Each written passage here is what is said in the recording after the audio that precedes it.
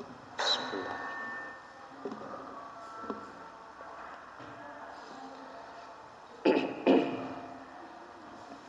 Bismillahirrahmanirrahim. Assalamualaikum warahmatullahi wabarakatuh.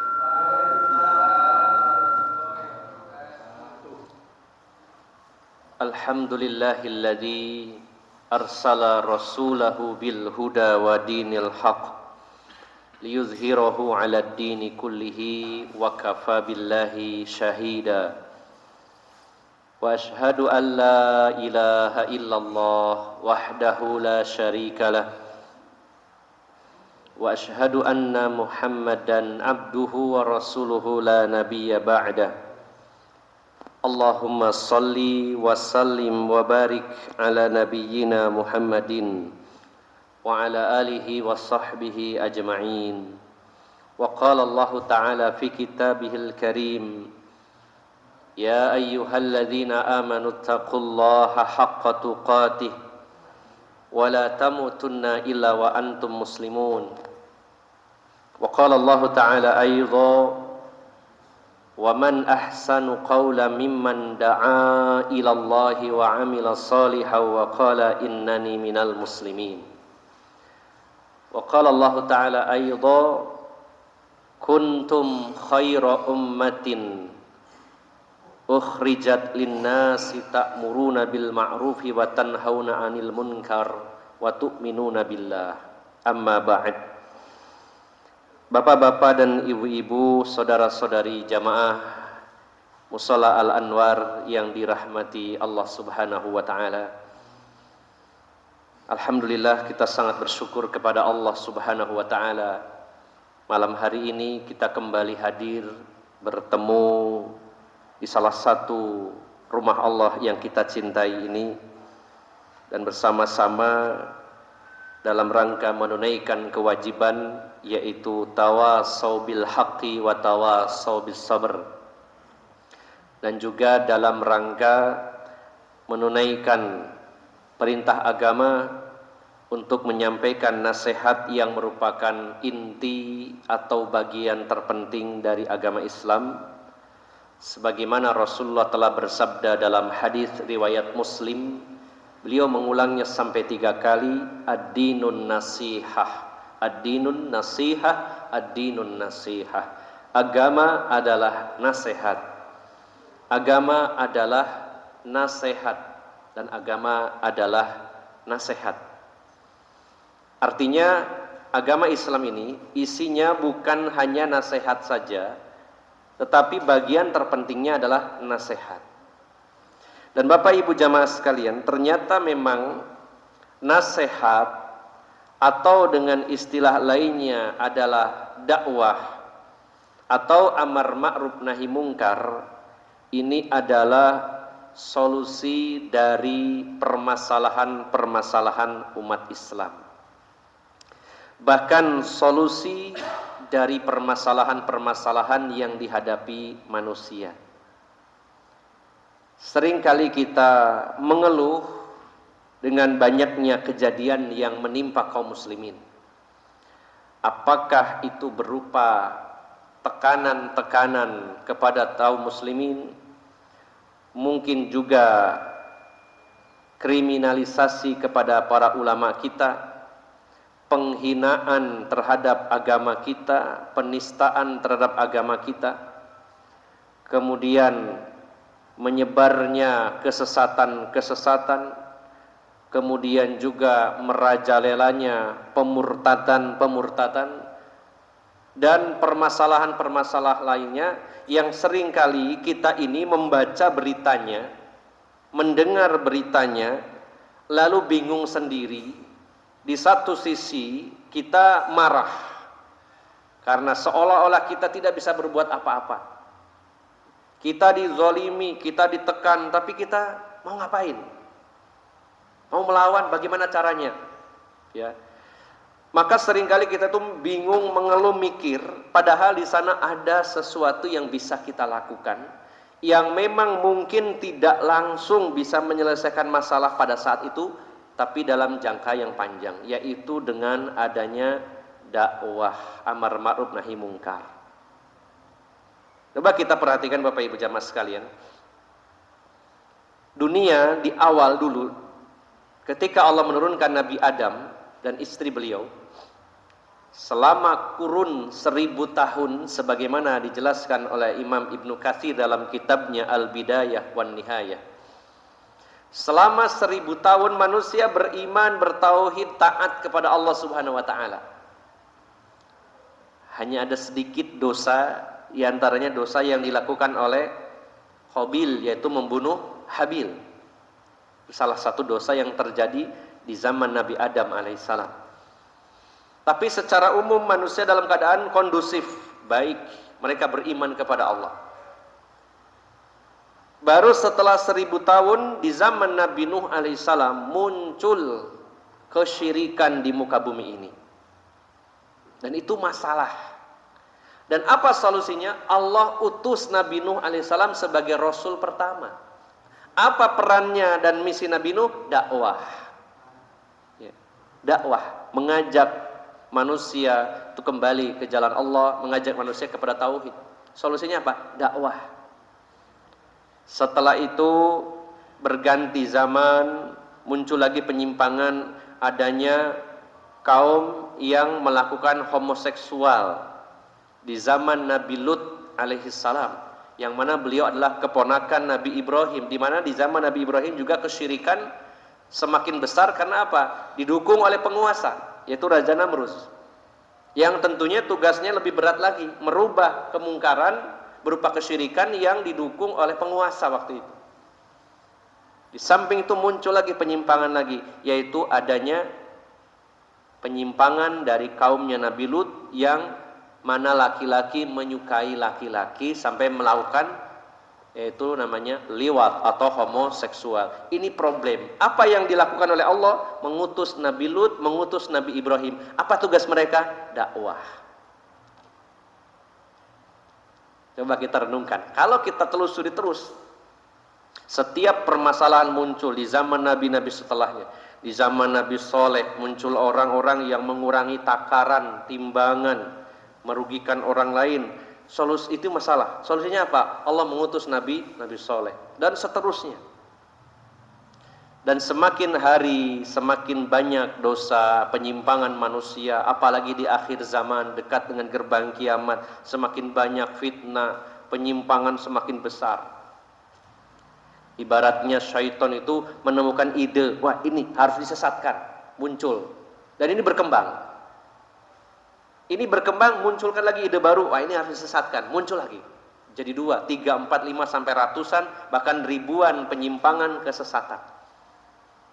Bagaimana Allah memberikan solusi? Allah mengutus para nabi dan rasul, tugas mereka adalah dakwah. Amar ma'ruf nahi mungkar. Lantas bagaimana? Bukankah dakwah itu kayaknya lama? Ini banyak permasalahan, masa kita dengan dakwah? Apa enggak sebaiknya kita ini perang saja? Gimana Pak? Sampean perang siap ya. Betul, memang jihad fisabilillah dirwatus sanamil Islam, puncaknya Islam. Dan peran jihad ini adalah mengawal dakwah. Ketika dakwah menghadapi sandungan, jihadlah berperan situ. Tapi bagaimana untuk membentuk pasukan yang militan? Dengan cara apa? Dengan dakwah. Apa tiba-tiba muncul dari dalam bumi pasukan yang membela Islam begitu saja? Atau turun langsung dari langit begitu? Bukan kaderisasi penggembleng, itu melalui dakwah. Bagaimana Rasulullah dengan susah payah menggembleng para sahabat Muhajirin dan Ansor sehingga menjadi manusia-manusia yang militan membela agama Allah. Dengan apa? Proses dakwah. Bah, kalau dakwah tahu Ustaz suwe. Lewat politik saja. Politik ini adalah salah satu cara untuk meraih kekuasaan, dan kekuasaan untuk membackup dakwah juga. Bukan tujuan akhir. Bukankah tidak semua nabi jadi penguasa? Apakah semua nabi jadi penguasa dan itu target yang Allah targetkan, kamu harus jadi penguasa di muka bumi? Tidak. Tapi kalau ada kekuasaan tentu efektif sekali. Ini harus kita bedakan Pak, mana tujuan akhir, mana sarana. Ya pinginnya sih kita ini wah punya kekuasaan, punya kekuatan, punya pasukan, dakwah gencar. Kalau ada yang ganggu ada pasukannya, kalau ada yang ganggu ada pemerintahnya. Itu idealnya Pak. Terus apakah dengan mimpi tiba-tiba muncul, oh ini penguasanya penguasa muslim, pasukannya banyak jutaan? Tidak bisa seperti itu. Ada proses panjang. Dengan cara apa? Dakwah. Harus sabar. Tidak kesusu. Kayaknya gak ada hasil dakwah. Mungkin kurang gencar Pak kita ini. Atau mungkin selama ini dakwah itu kan tugasnya ustadz, saya nggak mau tahu, pokoknya saya pendengar saja. Padahal Bapak Ibu jamaah sekalian, Allah sebutkan kuntum khaira ummah. Kuntum itu kalian, semua. Kuntum khaira ummatin ukhrijat linnas. Kalian adalah umat terbaik yang dikeluarkan oleh Allah di tengah-tengah manusia. Apa tugasnya? Ta'muruna bil ma'ruf wa tanhauna 'anil munkar. Ya, di dalam surat Ali Imran ayat 110. Jadi yang Allah panggil kuntum kalian, yaitu saya dan panjenengan semuanya, Pak. Dan beban dakwah itu berada di pundak kita semuanya, tiap orang sesuai dengan kapasitas, sesuai dengan kemampuan masing-masing. Kalau kita berpikir, wah masa dakwah terus, kapan majunya Islam ini? Ya mungkin karena banyak yang tidak terlibat di dunia dakwah ini. Berapa persennya dari kaum muslimin yang semangat tinggi, militan dakwah terus. Jadi kalau di Facebook atau di WA, di grup-grup WA itu ada laporan dari teman. Waduh di sana itu kesesatan ditebarkan di daerah Malang Selatan. Kita bingung gimana nih caranya. Saya bilang dakwah ke sana. Ayo kita gencarkan dakwah di sana. Kalau mereka dakwah sehari 2 jam, kita 10 jam. Ya. Wah mereka itu punya dana yang digelontorkan. Apa kita juga nggak punya dana? Ya. Dakwah memang tidak hanya dengan ceramah. Dakwah tidak hanya memang dengan menyampaikan ilmu dengan lisan, tapi juga ada dakwatu bil hal, dakwah dengan perbuatan. Untuk ta'liful qulub, untuk melunakkan hati manusia, banyak perbuatan yang bisa kita lakukan. Cuman masalahnya kita kurang semangat, kurang gencar, Pak. Kurang masif begitu bahasanya. Ya. Banyak yang oleh-olehan, apa namanya oleh-olehan? Sampean ae lah, sampean sing mumpuni aku wis gak iso apa-apa. Nah gitu Pak, kebanyakan.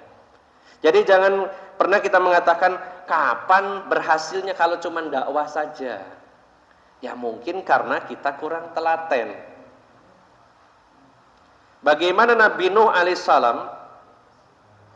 Beliau mengatakan inni da'autuhum laila wa nahara, saya dakwah kepada mereka, da'aituhum, dakwah kepada mereka siang dan malam. Kemudian saya dakwah secara sembunyi-sembunyi, secara terang-terangan.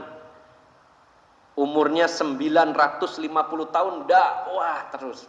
Subhanallah Pak. Luar biasa.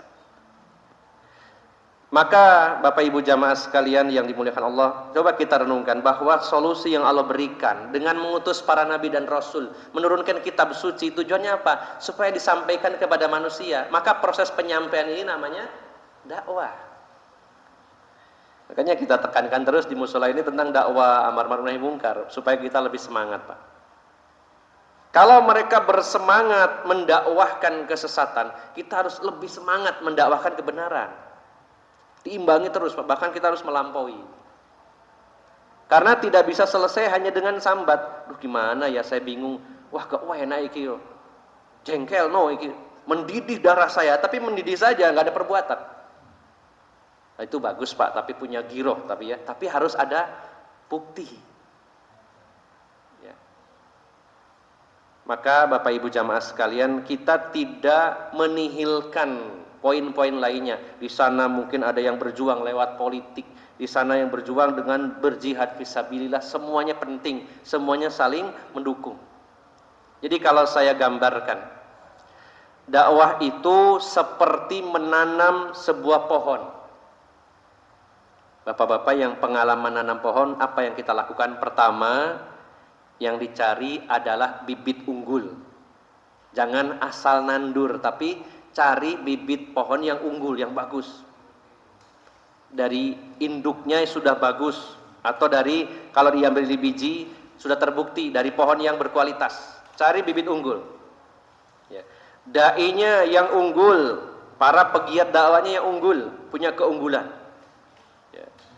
Kemudian yang kedua, akan lebih efektif kalau menanam itu cari lahan yang subur. Tenaga kita ini sedikit, lahannya luas, cari yang subur dulu, Pak. Ya. Rasulullah ketika berdakwah di Mekah mentok, ada pengikutnya tapi mentok, lari ke Taif, dakwah di sana, mentok juga, balik lagi, hijrah ke Madinah, subur ternyata di sana. Maka setelah cari bibit unggul, cari lahan yang subur. Walaupun bibitnya unggul, jenengan tandur, jenengan tanam di tempat yang tidak subur, lambat laun akan mati tanaman itu. Sudah menemukan bibit, yaitu pelaku-pelaku dakwahnya sebagai bibitnya ini. Kemudian ada lahan yang subur, tanam di situ. Tidak berhenti sampai di situ, sirami, kasih seger-segeran air. Wah, karenanya kalaupun di situ subur, tapi kan lambat laun pohon tambah besar, nyedot unsur haranya nanti berkurang, tambahi pupuk. Apakah pupuk kimia?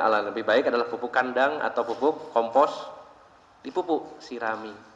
Nanti insya Allah akan tanamannya subur, tapi jangan lupa juga bahwa kalau sudah subur hijau royo-royo, biasanya mengundang hasad binatang yang ingin merusaknya. Maka buatlah pagar keliling. Wah, kalau pagar kan yang terhalang cuman hewan ternak seperti kambing, sapi, kebo, terhalang. Itu pun kalau pagarnya kuat. Tapi bagaimana dengan hama, wereng, atau yang lainnya, serangga-serangga? Ya harus ada yang bagian membasmi hama itu.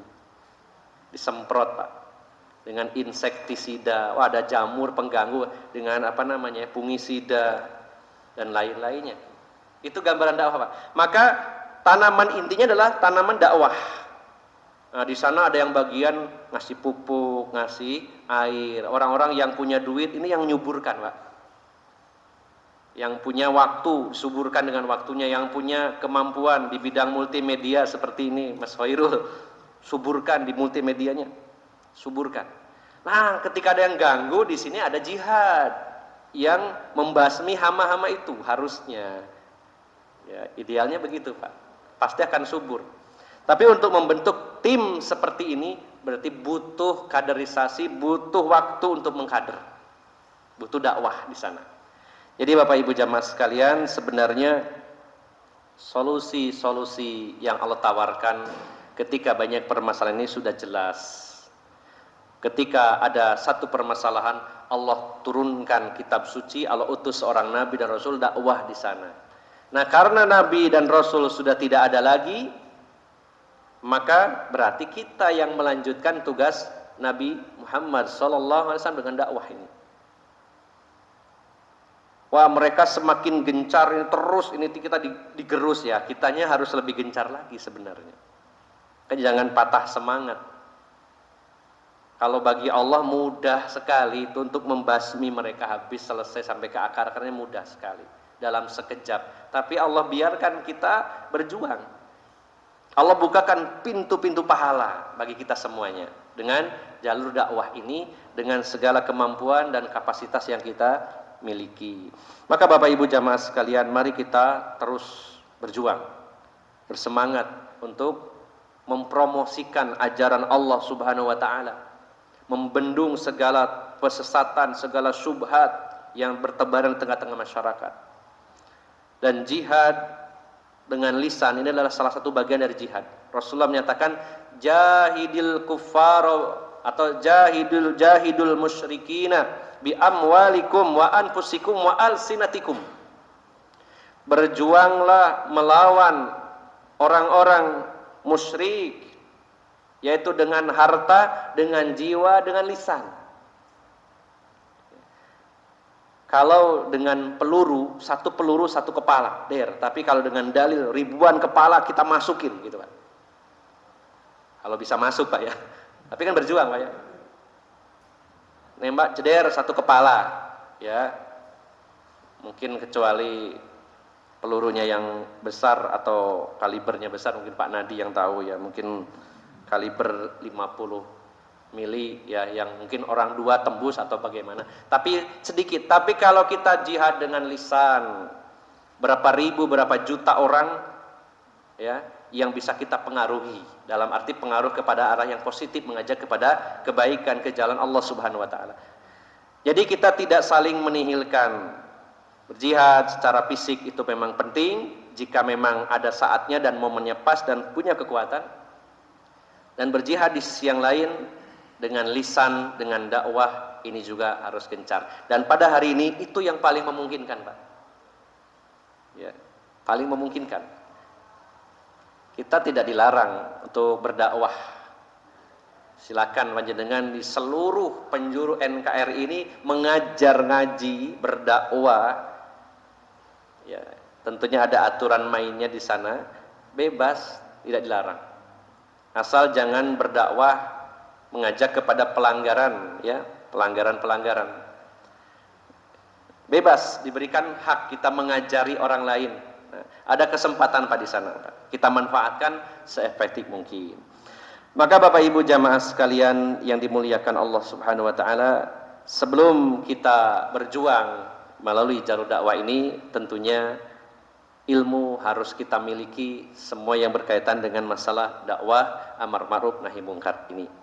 Kita masih membahas tentang rukun amar ma'ruf nahi mungkar. Pada pertemuan terakhir kita sudah masuk rukun yang kedua. Ada 4 rukun ya, saya ulang kembali. Ini sebenarnya sebuah klasifikasi saja. Kalau kita cari dalilnya di mana kok ada 4, ya saya nggak bisa menunjukkan, hanya diklasifikasi saja oleh para ulama untuk memudahkan kita. Bahwa dakwah itu meliputi rukun yang pertama adalah berkaitan dengan pelaku dakwahnya, yaitu dai-nya. Dan selalu kita ingat bahwa kalau ada dengar kata dai, jangan bayangan kita ustadz gitu ya, enggak.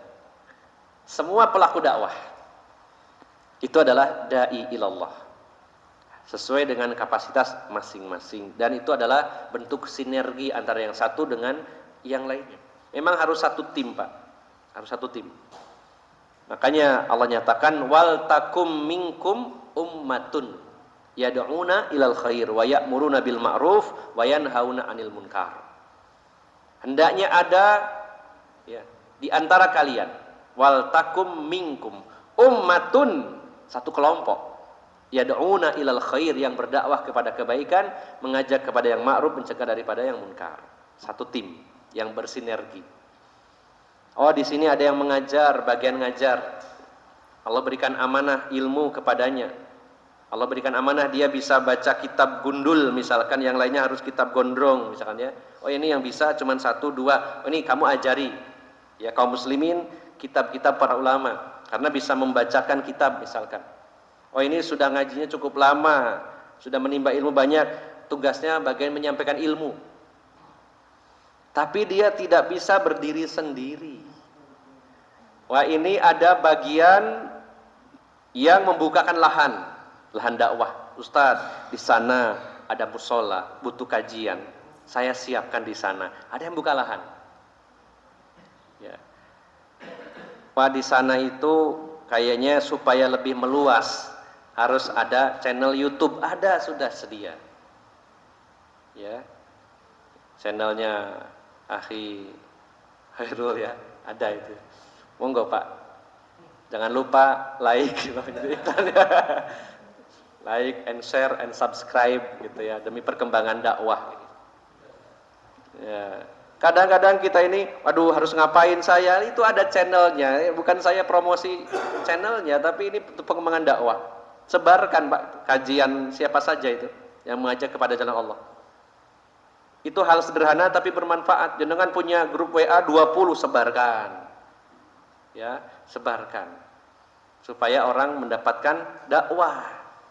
Ada tim di sini, ada ustadznya, ada yang membukakan lahan dakwahnya, ada tim multimedianya, bahkan ada ibu-ibu yang bagian masaknya. Kurang apa Pak? Enak udah. Tinggal semangatnya Pak, kita dipompa ya. Jadi pelaku dakwah itu bukan hanya ustadz saja, tapi satu tim. Maka poin pertama yang harus dipenuhi, yaitu rukun pertama adalah pelaku dakwahnya. Ini sudah kita bahas. Di antaranya harus muslim, baligh, kemudian memiliki kudroh atau istitoah, itu syaratnya. Muslim, baligh, istitoah, punya kekuatan, punya kemampuan. Dan ada adab-adabnya, ada akhlaknya. Berilmu, dia mengamalkan ilmunya, kemudian juga ada tambahannya al-lutfu, punya lemah lembut, kasih sayang. Dan dia menjadi teladan dan sebagainya. Itu kriteria-kriterianya. Yang kedua, setelah subjek ada objeknya. Rukun kedua. Kita sudah membahasnya bahwa objek dakwah itu yang pertama orang awam secara umum.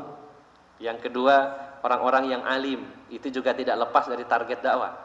Dan yang ketiga adalah para penguasa, juga tidak lepas dari sasaran dakwah kita. Karena Rasulullah menyatakan agama itu nasihat bagi siapa? Salah satunya adalah a'immatul muslimin wa ammatihim, para pemimpin muslim dan muslim secara umum. Ini sudah kita bahas. Tinggal 2 poin lagi. Yang poin ketiga, prosesnya atau kita sedang membahas amar ma'ruf nahi mungkar. Maka poin yang ketiga adalah kontennya. Apa itu ma'ruf, apa itu munkar? Jadi kalau disingkat itu subjek, objek, apalagi terus ada kontennya, isinya, yaitu ma'ruf dan munkar. Nah, baru yang terakhir, yang keempat, Nabi, proses dakwahnya seperti apa? Kita pelajari semuanya itu. Ya. Maka pada pertemuan kali ini kita masuk pada poin yang ketiga, yaitu tentang perbuatan ma'ruf dan perbuatan munkar. Bagaimana seseorang mau ngajak kepada yang ma'ruf, dia sendiri gak tahu yang ma'ruf itu apa. Bagaimana dia mencegah kemungkaran kalau dia tidak tahu ini kemungkaran atau bukan.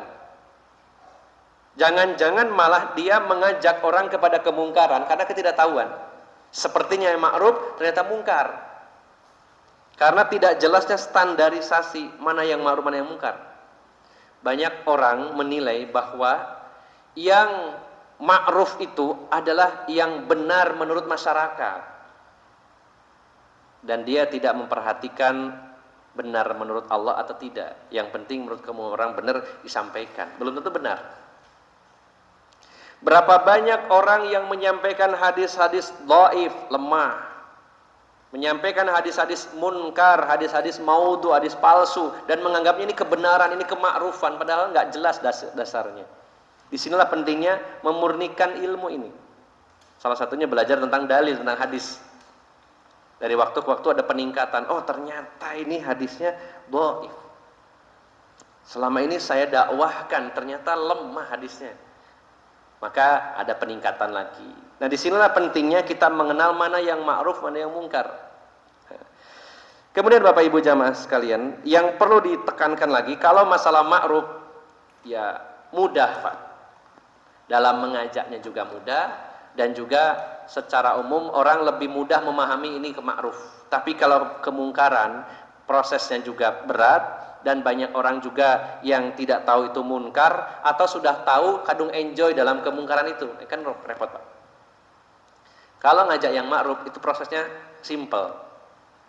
Cari dalilnya, ada enggak ini? Oh ada, ayo diajak orang. Mau, alhamdulillah, enggak mau ya sudah. Tapi kalau ini munkar, banyak orang enggak tahu itu munkar. Ada yang tahu itu munkar tapi masih ngeyel. Ada juga yang tahu itu munkar tapi juga dia merasa nyaman di situ sehingga tidak bisa meninggalkan kemungkaran itu. Nah, maka perlu kita tekankan tentang kemungkaran saja, kita bahas. Bapak Ibu jamaah sekalian yang dimuliakan Allah Subhanahu wa taala, kemungkaran yang wajib dihilangkan oleh setiap muslim adalah kemungkaran yang memenuhi 4 syarat. Mungkarnya itu seperti apa? Ada 4 kriteria, 4 syarat kemungkaran yang harus kita hilangkan. Yang pertama, kemungkaran itu nyata mungkar, harus pasti, sesuatu yang pasti mungkar. Jangan sampai kita masih, wah ini kayaknya masih remeng-remeng, mungkar apa enggak ya. Kita dahulukan sesuatu yang mungkar, yang sudah nyata-nyata mungkar. Ya. Jadi Bapak Ibu jamaah sekalian, kemungkaran yang nyata itu adalah dosa-dosa kecil, dosa-dosa besar, itu adalah kemungkaran. Bahkan ketika kemungkaran itu dilakukan oleh anak kecil, kita tahu ini salah, nyata-nyata salah. Atau yang melakukannya orang gila, ini tetap salah, nggak ada keraguan lagi, ini salah. Nah, jadi Bapak Ibu jamaah sekalian, sebelum kita nahi anil mungkar, menghilangkan kemungkaran, kita harus pastikan syarat pertama, kemungkarannya itu sudah nyata, jelas ini mungkar. Jangan yang masih ragu-ragu, yang nyata-nyata dulu saja. Yang kedua, kemungkaran itu sedang terjadi. Yang kita harus hilangkan adalah kemungkaran yang sedang terjadi. Terus bagaimana kalau kemungkaran yang masih ada gelagat? Nah, kalau kelihatan gelagatnya ya kita cegah. Kalau nggak kelihatan, kita nggak bisa menduga-duga orang. Ini orang mau berbuat mungkar. Ya, ini orang mau buat mungkar nih, harus saya cegah. Apa buktinya? Nggak ada, nggak tahu ya. Pokoknya ngira-ngira. Maka tidak boleh. Harus kemungkaran yang sedang terjadi, atau kalaupun itu masih gelagat, ada indikator kuat dia akan melakukan kemungkaran.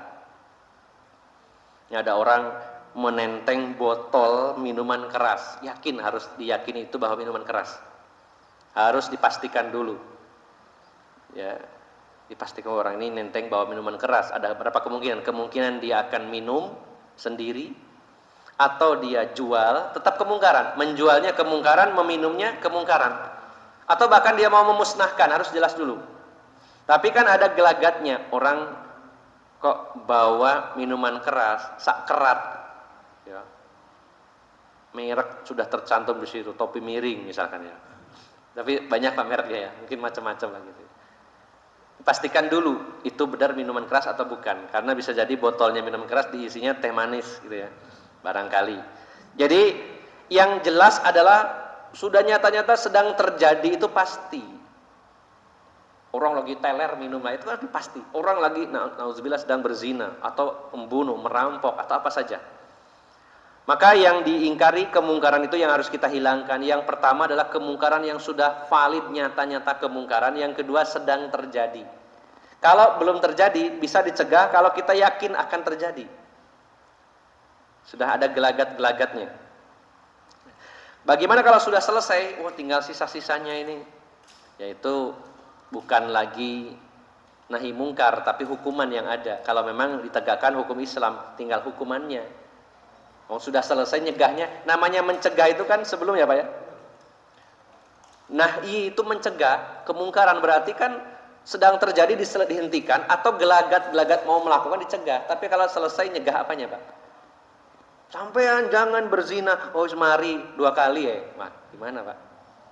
Sudah selesai. Berarti yang ditegakkan adalah hukuman. Walaupun ada mencegah adalah kemungkinan pengulangan. Oh, jadi ulangi mana loh Mas? Didakwai di situ. Tapi yang paling jelas adalah syarat kemungkaran yang harus dihilangkan adalah kemungkaran yang sedang terjadi, atau minimal akan terjadi, namun sudah ada indikator kuat akan terjadi. Kalau tidak ada indikator sama sekali, kita tidak boleh menduga-duga. Ya, wah saya punya mata batin orang ini mau bermaksiat ini. Gimana Pak dalilnya? Tidak bisa.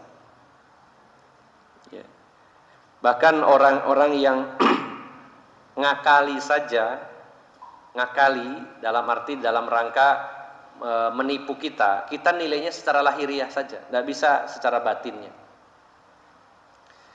Dulu Abdullah bin Amr bin As pernah dimarahi Rasulullah sallallahu alaihi wasallam. Jadi ada satu pertempuran di mana ada salah satu pasukan, salah satu tentara musuh yang sangat hebat pertempurnya, banyak membunuh kaum muslimin, banyak korban berjatuhan melalui tangan dia.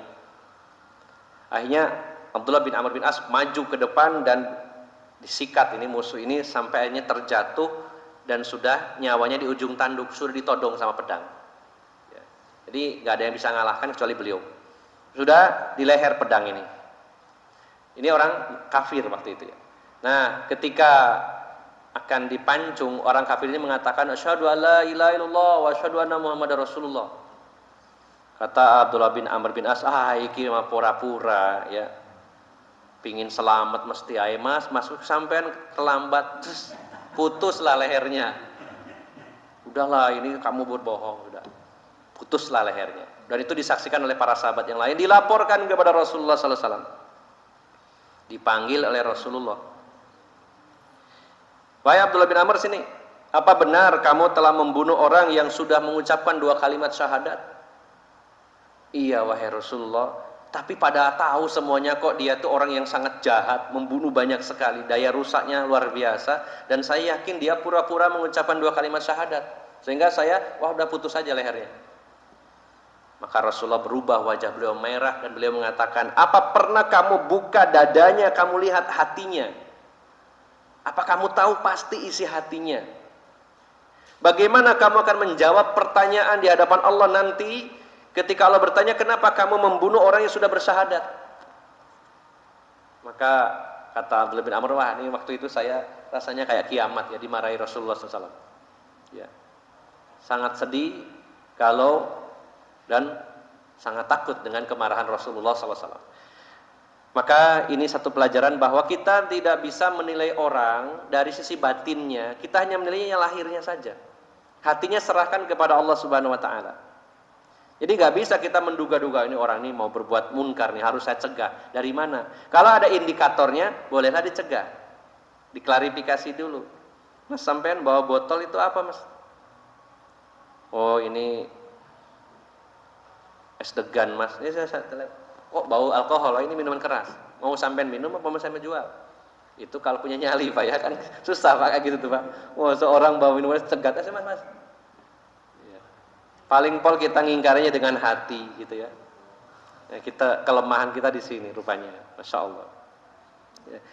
Jadi Bapak Ibu jamaah sekalian, kemungkaran yang harus kita hilangkan adalah yang pertama, nyata, ini kemungkaran nih, tidak ragu lagi. Dalilnya jelas nih, ini dalilnya ada. Ini kemungkaran. Bukan sesuatu yang masih samar-samar. Ya. Kemudian yang kedua, sedang terjadi atau akan terjadi, namun ada indikator kuat.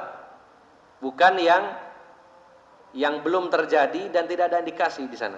Atau yang sudah selesai, mau cegah di mana sudah selesai. Berarti harus yang sedang terjadi atau ada tanda-tanda yang jelas akan terjadi. Ini yang kedua. Yang ketiga, kemungkaran yang kita harus hilangkan adalah kemungkaran yang memang kita pergoki, bukan yang kita cari-cari.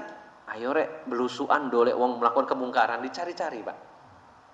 Ada larangan dari Nabi sallallahu alaihi wasallam, wala tajassasu.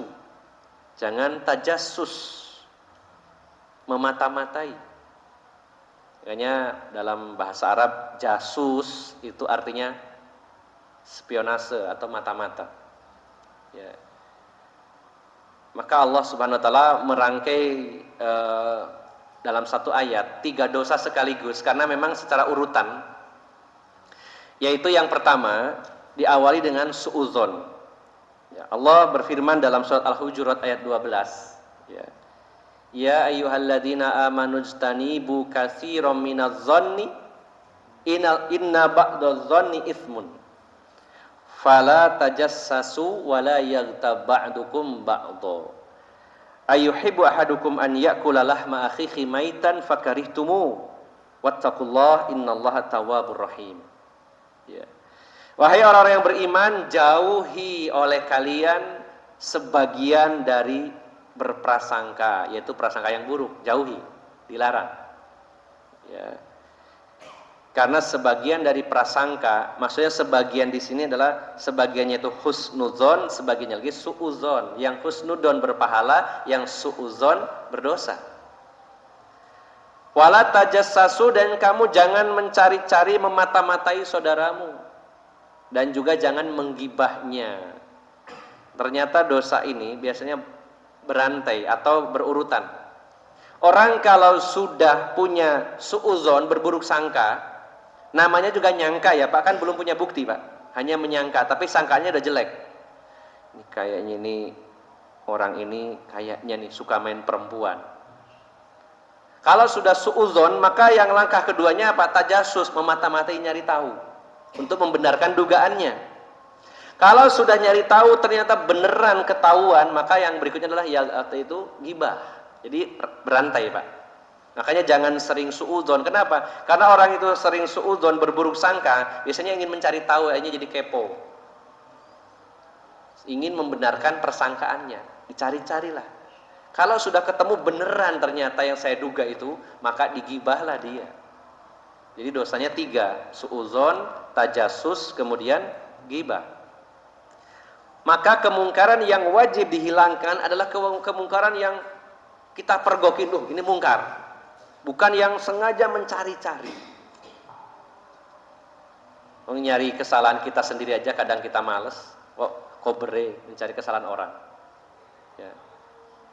Kecuali kalau ada tanda-tanda orang ini berbahaya nih, kalau ini nggak dibiarkan, itu akan punya pengaruh besar kepada masyarakat, kepada saudara kita. Nah, kita harus cari tahu, kita harus punya intel di sana. Benar nggak orang ini menyebarkan kesesatan?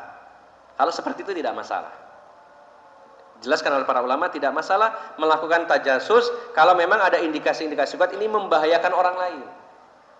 Orang lain. Nah, maka Bapak Ibu jamaah sekalian yang dimuliakan Allah Subhanahu wa taala, jadi yang pertama kemungkarannya nyata, yang kedua sedang terjadi, yang ketiga tidak perlu mencari-cari tapi benar-benar kepergok. Bukankah hadisnya jelas man ro'a minkum munkaron, siapa yang melihat, bukan mencari-cari tapi melihat, mergokin, mungkar. Falyughayyir biyadihi, rubahlah dengan tangannya dan seterusnya. Kalimat ro'a itu melihat, ya, bukan memata-matai. Ini yang ketiga. Yang terakhir Bapak Ibu jamaah sekalian, kemungkaran yang harus dihilangkan adalah kemungkaran yang sudah maklum dan bukan sifatnya adalah ijtihadiyah.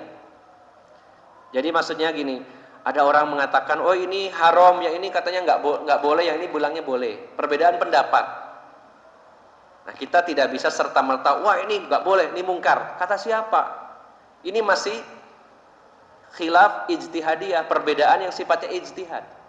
Kita sudah bahas banyak Pak tentang ini ya. Dalil itu ada yang sharih, dalil itu ada yang jelas, ayatnya jelas, hadisnya jelas. Para ulama sepakat dari zaman ke zaman sepakat. Ada juga yang dalilnya sama, kemudian orang memahaminya berbeda sehingga terjadi perbedaan. Atau juga ada yang punya dalil A, punya dalil B, masing-masing kuat sehingga berbeda, sehingga ada khilaf di sana. Tetapi ada juga yang dalilnya dicari nggak ketemu, tapi ini ada masalah dihadapi, maka para ulama yang mumpuni di bidangnya, para mujtahid akan berijtihad. Dan ijtihad tidak boleh dilakukan kepada sesuatu yang dalilnya sudah jelas. Sudah jelas dalilnya, dia berkata saya ijtihad. Sudah jelas dalilnya kok. Misalkan sholat itu 5 waktu. Zuhur, asar, maghrib, isya, subuh. Dalilnya jelas. Ayatnya ada, hadisnya ada, jelas. Lalu ada orang mengatakan, saya mau berijtihad, sholat itu saya tambahi jadi 6 kali. Nah itu namanya bukan ijtihad Pak, sudah jelas dalilnya Pak. Atau ada orang saya ijtihad, sementara di situ masih ada dalil-dalil yang berbeda-beda tapi masing-masing kuat. Ini namanya khilafiyah, bukan ijtihad. Kalau ijtihad itu seseorang atau dalam satu permasalahan dicari dalilnya yang langsung membahas bidang itu nggak ada, maka butuh ijtihad di sana. Misalkan fenomena baru pada hari ini, banyak hal-hal baru yang mungkin dicari di ayatnya, kayaknya kita tidak ada ayat atau hadis yang langsung membahas tentang itu. Seperti tren-tren muamalah pada hari ini, ya, dengan keanekaragamannya bermunculan. Kalau dicari dalilnya secara langsung tidak ada. Ya, misalkan contohnya masalah jual beli online, kan itu banyak Pak seluk-beluknya. Bagaimana hukumnya dropshipping misalkan begitu kan? Kalau cari ayatnya ada gak? Dilarang dropshipping, ayatnya nggak ada Pak. Hadisnya kalau Rasulullah SAW tentang dropshipping nggak ada Pak. Di situ butuh ijtihad. Para ulama berjuang keras. Ini diarahkan kemana nih? Seperti ini. Kalau boleh dasarnya apa? Kalau nggak boleh dalil yang mendekati apa? Itu namanya ijtihad. Maka kalau ada perkara-perkara ijtihadiyah, kita tidak langsung bilang wah ini mungkar, nggak boleh ini. Namanya ijtihad. Harus saling menghormati. Seperti yang sering saya sampaikan bahwa kaidah para ulama la inkara fi masailil ijtihad. Tidak boleh mengingkari ya, dalam masalah-masalah ijtihad. Masing-masing punya ijtihad, silakan diikuti, dan kita tidak boleh saling mengingkari dan mengatakan ini mungkar. Jadi kemungkarannya harus jelas. jelas-jelas dalilnya mungkar, ada. Tapi kalau masih sifatnya ijtihad, kita tidak bisa serta-merta mencegahnya. Bagi kita, oh ini mungkar, bagi dia belum mungkar. Dia punya pendapat. Dari hasilnya ijtihad, ini bukan kemungkaran, ini gak apa-apa, halal. Nah, yang seperti itu jangan serta-merta kita cegah. Menurut kita munkar, bisa jadi menurut dia tidak. Tapi ini berlaku pada perkara-perkara ijtihad. Tapi kalau ada orang berzina, sudah jelas dalilnya, wala taqrabuz zina innahu kana fahisyata wa sa'a sabila. Jangan dekati zina karena zina itu adalah perbuatan keji dan seburuk-buruk jalan. Jelas dalilnya. Maka kita ingkari. Kalau ada orang berkata, saya punya ijtihad bahwa zina itu boleh. Nah, dari mana dalilnya? Ini justru bisa menyebabkan kekufuran. Dalilnya sudah jelas. Tapi kalau dalilnya belum bisa dipastikan, masih dicari-cari oleh para ulama, kita tidak bisa mengingkarinya. Jelas ya Pak ya? Tadi 4, saya ulangi, kemungkarannya nyata, jelas. Yang kedua sedang terjadi. Yang ketiga tidak dimata-matai tapi kepergok, kelihatan, oh melakukan kemungkaran. Yang keempat bukan dalam perkara-perkara yang sifatnya ijtihadiyah. Kalau itu masalah-masalah ijtihad, kita tidak boleh serta-merta mengatakan itu munkar, itu gak boleh. Bisa jadi menurut kita munkar, bagi orang lain tidak. Harus hati-hati. Yang sudah jelas-jelas munkar saja banyak. Kenapa kita repot-repot ya untuk menyelesaikan yang seperti itu yang sangat pelik? Ya. Mending yang sudah jelas-jelas saja. LGBT jelas haramnya. Orang mabuk jelas haramnya. Ya. Korupsi jelas. Semua jelas, itu udah banyak. Itu saja belum selesai. Nah, kita nyari-nyari yang sifatnya khilafiyah atau ijtihadiyah tadi, bingung, Pak.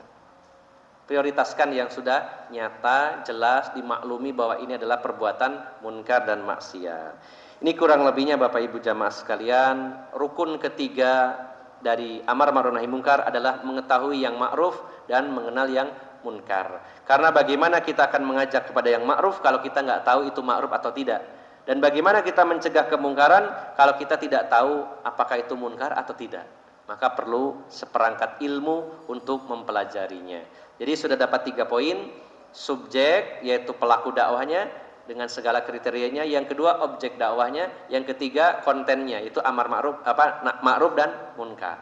Baru nanti insyaallah pada kesempatan berikutnya jika ada waktu dan umur, ada kesempatan kita akan membahas tentang prosesnya amar ma'ruf nahi munkar itu sendiri. Seperti apa sebenarnya proses amar ma'ruf nahi munkar yang diinginkan oleh Allah Subhanahu wa taala dan sudah dicontohkan oleh Rasulullah sallallahu alaihi wasallam.